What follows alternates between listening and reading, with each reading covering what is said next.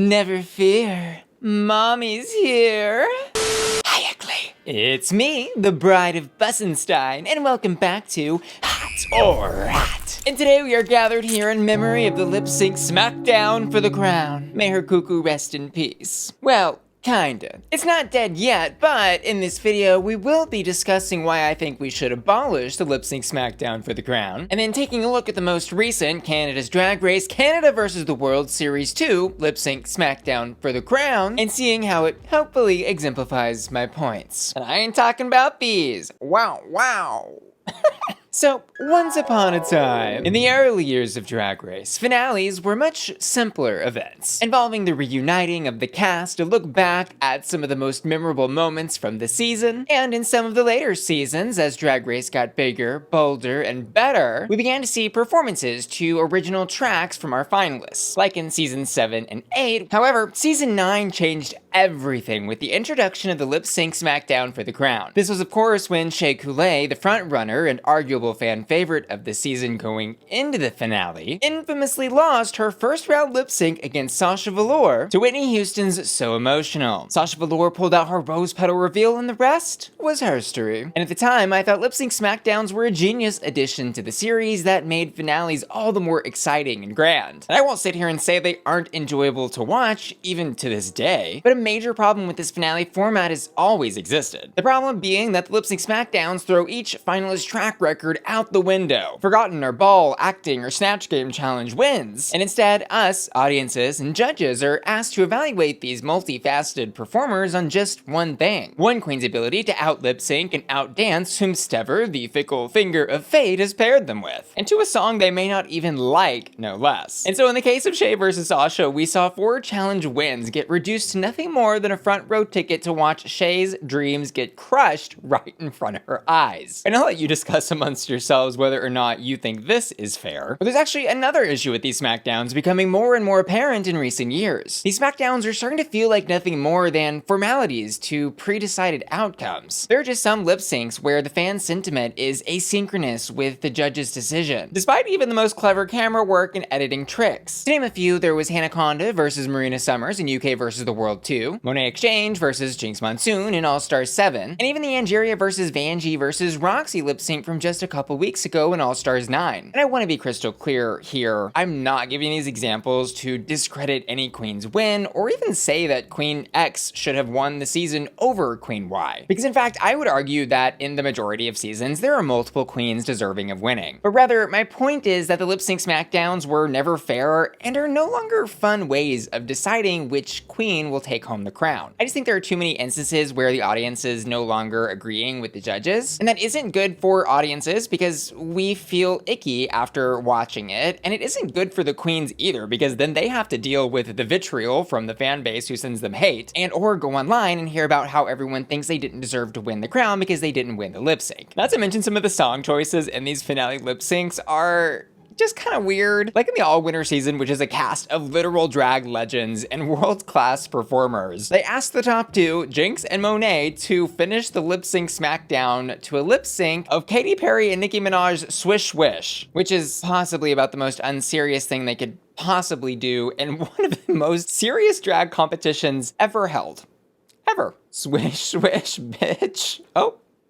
Or that nail jumped. And I also want to say, I think we're at a point in Drag Race where we don't need to have these lip-sync Smackdowns in the finale anymore because we see more than enough lip-syncs throughout the season between lip-sync for your lives, lip-sync for the wins, lip-sync Lollapaloozas, lip-syncs in talent shows, and even random lip-sync mini-challenges. As to what they should do instead, though, I think an easy solution would be to keep the Smackdown as the Lollapalooza and just do that right before the finale with the final 4 every season. And then in the finale, do the speech, a final look, and then some sort of solo or group talent showcase, or both. And if they are going to keep the Smackdowns and lip sync for the crowns, I think at bare minimum, they need to stop being presented as the end-all be-all of how a winner is going to be chosen. I think simply adding some verbiage to these final lip syncs like, we will consider your performance in this lip sync as well as your track record throughout the season, and ultimately choosing the winner would go a long way at making the outcomes of these lip syncs feel a lot better. But I'm also curious what y'all think. Let me know down in the comments if y'all have any ideas of how they could rework these Smackdowns and lip sync for the crowns, or if you agree with me and think they should just abolish them completely. And now with my soapbox out of the way, let's go ahead and jump into the Canada's Drag Race Canada vs. the World Series 2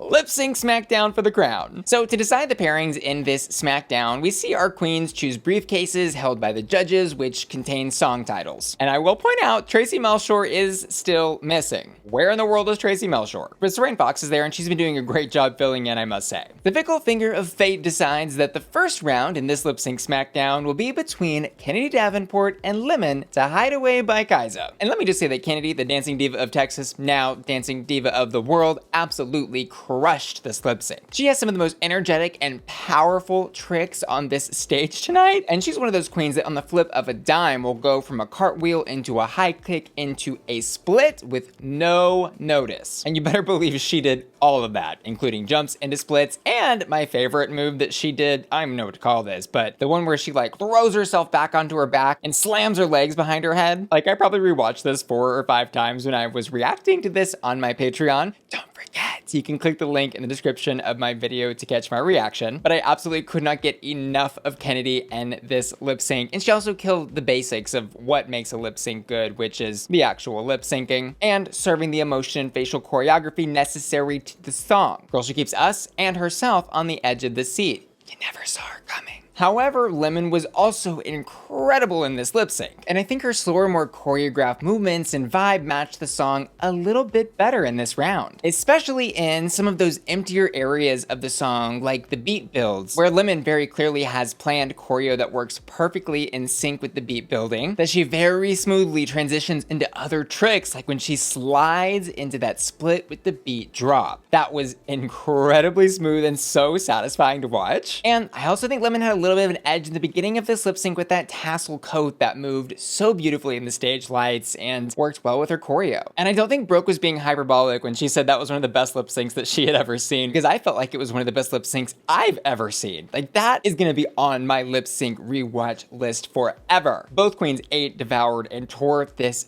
up, and obviously get hats from me, but I do think the judges decided correctly here when they progressed Lemon on with the win. And in round 2, we've got Cheryl, minus the hole, versus Alexis Mateo to So Many Men, So Little Time by Mikkel Brown. And firstly, y'all, can we talk about Cheryl? Please? Can we talk about Cheryl? Because firstly, I know we skipped over the runways today, but I just have to highlight how much of a serve she served on this runway. This is the best Cheryl has ever looked, and she showed an attention to detail in her drag, silhouette, makeup, hair, ambiance. Everything about her was just so on point tonight. And I think fans around the world were so proud of everything she did in this episode. And no, she did not get a win this season, but for what she did on the runway and in this lip sync, she got a win in my heart. Because in this lip sync, she is pure camp, pure comedy. And this is 100% a Cheryl lip sync track. She starts off in the beginning build of the song by falling to the floor and then miming waking up with the lyrics to the song. They go, "This morning I opened my eyes." And at every single turn, she is giving those over-exaggerated facial expressions and had me laughing at several different moments. Every little like head bob with that crazy face, and then like the air synth riffs where she's playing the keyboard just absolutely killed me, and like she stole the show. This was totally hot. And Alexis did solidly in this lip sync, but I just think was a little outshined here. She had some camp value, she had good facial choreography, she knew all the words, and the dancing was decent. It was just missing that extra je ne sais quoi. And it again was not a bad lip sync. I'm gonna give it a safe hot, but it did not compare to what Cheryl did. But that brings us to round 3, our final lip sync in this Smackdown, which is of course Lemon versus Alexis Mateo. And the lip sync is to Love Can Move Mountains by Celine Dion, which firstly, I just gotta highlight, the song selection for this Smackdown was immaculate. Whichever gay intern over at World of Wonder decided on these for this, give them a raise. But concerning the performances, let's start with Alexis. Mama, she worked this orange gown down. Boots. Period. She reminded me a lot of those dancing divas in the Hercules Disney cartoon movie in the Zero to Hero song, because they've all got on those Grecian numbers like with the crazy sleeves, and that was 100% what Alexis was giving me. It was just absolutely the perfect outfit and lip sync performance to this powerful emotional track. And every time she twirled, I was captivated. She also just looked so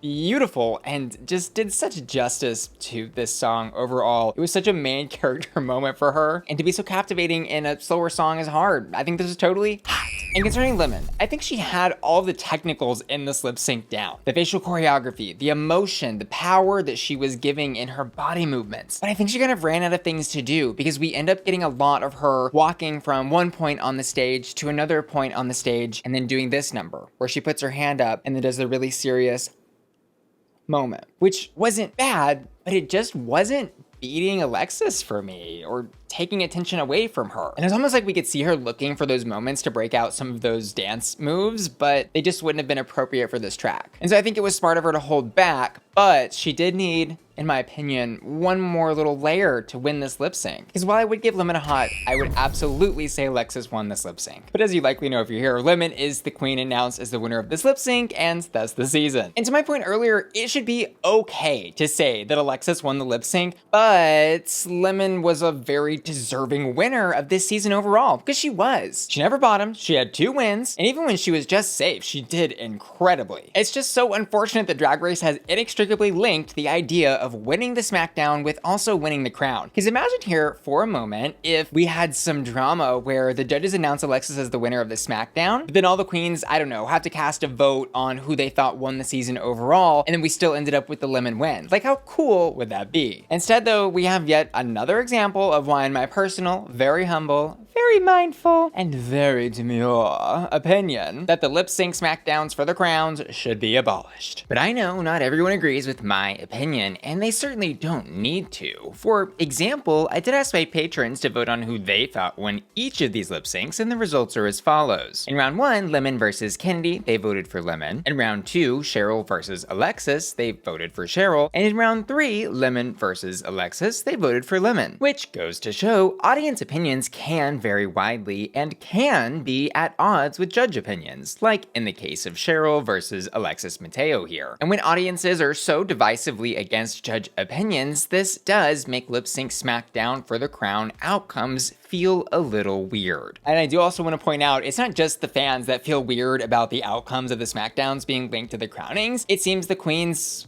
also feel a type of way about it, because we saw some tweets from Alexis saying this: I just want to congratulate my baby sister, Lemon. You're gonna be an amazing queen, and I will be here to support you in anything you need. Out of the show, we are sisters, and you deserve nothing more than happiness. Felicidades. Following up with, even though I was in the bottom many times, unfairly, and not even showed in the last lip sync, it was a great season, and Lemon was amazing. They're seemingly criticizing the show's need to use editing and camera work to portray that one queen was winning over another, even though it didn't really work. And we saw Silky Ganache echoing similar opinions on her ex profile, writing this: if you don't want someone to win, you just don't show them in a lip sync. Reminds me of Bootylicious, where Lemon responds, always been a fan of yours, really sad to see someone who's gotten such hatred from this fandom act just like them. Take care and much success to you, where Silky responds, being a fan and production editing her out are 2 different things. Congratulations though. But it also sucks for the queens who do win, because then they have to deal with all of the vitriol of the fan base. And as an example, Lemon tweeted this: I hope one day you all do so well at something that people say it was set up for you. I competed fair and square just like everyone else, but you don't have to believe me. You can think someone gifted me $100,000 for no reason as long as you remember it came with a crown. And as to what our other 2 finalists had to say online, both Cheryl and Kennedy were very thankful for all the love and support that they've been receiving in response to their appearances in this finale.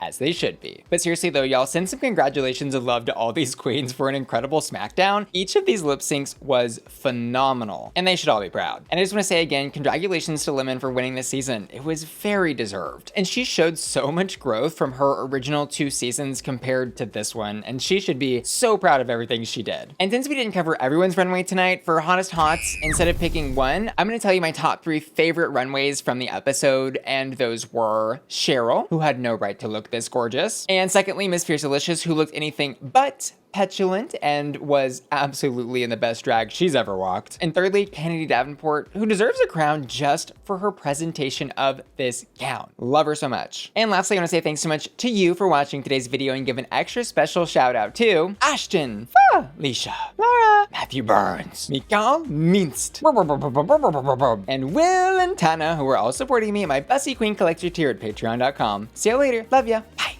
That looks stunning. Woo. Mommy's feeling so juicy.